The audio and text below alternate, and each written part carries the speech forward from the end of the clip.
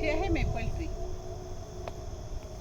हे थंड प्रदेशात मोस्टली येतं. आपल्या इथे काश्मीरमध्ये, शिमल्यामध्ये, जिथे जिथे थंड प्रदेश आहे तिथे येतं.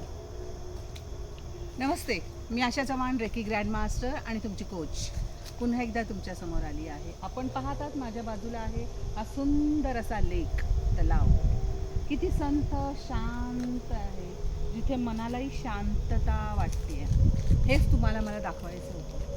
पाण्याला जसा खळखळपणा असतो, चंचलता असते, त्याप्रमाणे अशी शांतताही असते. जसं आयुष्यामध्ये आपण प्रत्येक वेळी खळखळतं आयुष्य जगलं पाहिजे असं नाही आहे. कधीतरी पॉज गरजेचा असतो आणि ते पॉज कधी कसा घ्यायचा हे निसर्गच तुम्हाला शिकवतो. पाहिजे तिथे त्या त्या प्रदेशामध्ये त्या प्रमाणे पाणी खळखळपणे वाहत असतं, काही ठिकाणी असं संथपणे असतं. हे तुम्हाला निसर्ग शिकवतो आणि निसर्गाकडून तुम्ही शिकू शकता. आणि ह्या सगळ्या गोष्टींना कंट्रोल करायला किंवा ह्या सगळ्या गोष्टी समजायला आपल्याला अध्यात्म, रेकी अशा स्पिरिच्युअल गोष्टी खूप मदत करतात.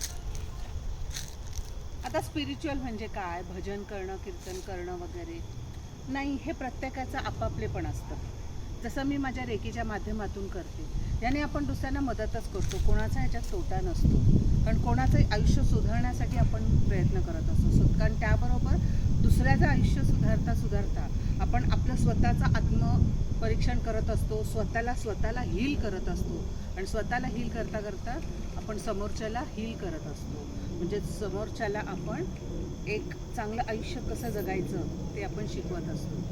सो नेहमी निसर्गाकडून शिकत राहा. आणि मी तुमच्यासमोर रेकीचा अभ्यासक्रम घेऊन पुन्हा येणारच आहे. जसे मी आता क्लासेस घेतच आहे इथे आणि काही वर्कशॉप चालू आहे, माझे क्लासेस चालू आहेतच. काम काही कधी थांबत नाही. कुठलाही तुम्ही देश बदला किंवा काही करा. आता जसं मी सध्या अमेरिकेत आहे, फिरते आहे, त्यामुळे मी तुम्हाला त्याबरोबर संपूर्ण एक्सप्लोअर करून दाखवतही आहे. तर निसर्गाकडून शिकत राहा, आनंद घ्या, आनंदाने जगा, आनंद देत राहा. म्हणूनच मी नेहमी सांगते, जियो और जीने दो. जगायला शिका आणि जगू द्या. Stay tuned. Bye bye.